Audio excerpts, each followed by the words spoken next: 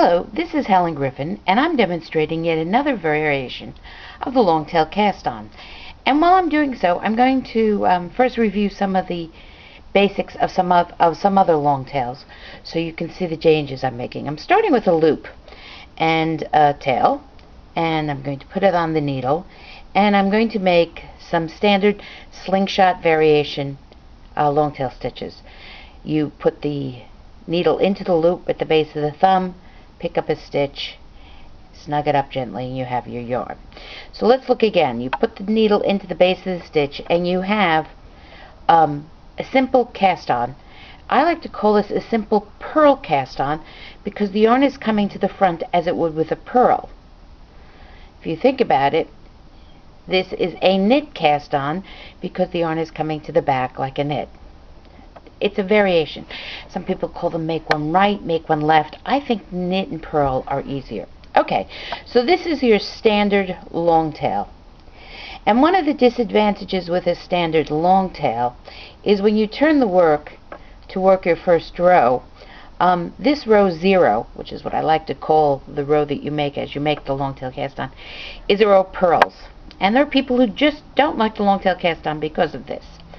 There's another option. The other option is to do what I call a reverse long tail. So we're going to twist the yarns once, and this way you come into the yarn here and pick up the stitch, and you come into the yarn here and pick up the stitch, and this results in purls on the basic row because the yarn is held in front.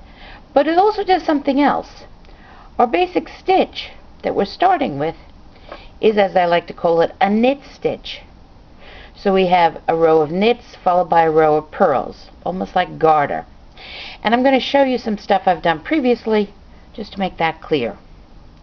So here is a needle I've cast on with some long tail stitches and then some reverse long tail. And one of the things you'll notice is this base row goes this way. It has a crook. It has a crook on your finger, and this base row follows that crook. It is, when you work it, knit on this side, and when you look at the right side to begin working, there's a row of purls that we discussed people don't like. I also showed you the reverse long tail, and the reverse long tail has a row of purls on the tail side, on the side that you're working on, and when you reverse it, it has a row of knits. Oh, but it has another difference. Instead of having this crook, we have this. So we have a different base stitch as well as a different row 0 stitch. So those are two significant differences to a standard long tail and to a reverse long tail. Now I'm going to come to yet another long tail, totally different, and let's start again. We have our tail. Our tail goes in back and our ball yarn goes in front. Well, that begins to show you we're going to be working a row of purls. And what you're going to do is you're going to wrap the yarn around your index finger. Now, knitting into this stitch, it's an open loop, and people find that uncomfortable. So you're going to cross your thumb. Oh, look, now we have a nice closed loop that's easy to knit into. Wrap the yarn round, bring it down and out as a standard long tail, and we're going to then snug up our stitches. There we go, snug up our stitches. So let's do that again. The yarn goes around the index finger, coming from the palm, between the middle. The thumb makes the twist, and the stitch gets worked, backed out of the loop, gently snugged up, and you'll notice I'm snugging up the back yarn because that's what you want to do. So the tail yarn, there's the tail. The tail yarn gets wrapped around the index finger. The thumb secures it to make that little X that's easy to knit into, a little cross stitch. You get knit a stitch, back it out, and you'll notice now, this is what I want to show you, is that that base stitch is a purl, and this is a purl.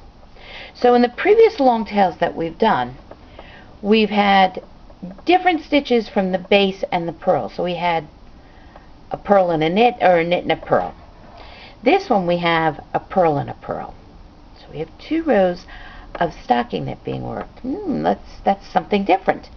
So we take the tail yarn again, come around the index finger from the palm, around the index finger, using the thumb to secure so we have an X to work into, knit into it. Now, this is all very well and good for people who do a thumb version of long tail. They'll have no trouble doing this. I don't do thumb version of long tail, and as a result, I find this very awkward to do. But it can be resolved. We're going to have our yarn come around this way, and we're going to mimic the same thing on the so instead of having this where our fingers go in and split it, we're going to have our fingers go in and split it. And now what happens is we have similar loops. Now I can go into this loop and into this loop, and again, this one's wrapped differently. I go into this open loop, I get a base stitch here. You can see this base stitch here that has a purl base stitch, and I have a row 0 stitch that's also a purl. So go in normal, twist this, twist this. So we have 2 parallel spaces, 2 parallel yarns. This one's coming from the needle between around, making an open loop. This is coming from the needle, also making an open loop. I'm going to pick up this yarn and then pick up this yarn. Let's get the finger positioning right again. Start this way, reverse, reverse the carry, reverse the carry, or keep the carry the same. And now we're going here. Now this reminds me of another cast on, which is the open cast on, where you have an open loop on the thumb. Here we have an open loop on the index finger, which creates a knit base stitch. We have our ball yarn in a thumb, so that what we're doing is creating a purl. And let's turn so we can look. You can see that the stitches are identical, whether I did them. The tension is different. The tension is clearly different. These stitches are tighter because I don't work as well using a thumb style cast on. I work better using a slingshot. But all of them have this same hooked base that a standard long tail has. And we're looking at a standard long tail. And again, the ridges here go this way and the ridges here go this way. Slightly uneven tension because I've known it. However, when we turn a standard long tail, we have a purl in back, and when we turn this, oh, this is already turned. This is already turned, and what we have is we have a knit, because here's our work turned because we were working this way. So the comparison would be it doesn't compare. It's just so totally different. It creates such a totally different edge. It creates a true stocking knit edge where you have a knit stitch followed by a knit stitch on your base row. This cast on was given to me by Daniela on Ravelry. I will credit her in the video link. You can look for her. She's from she learned to knit from her father, who's from Alsace.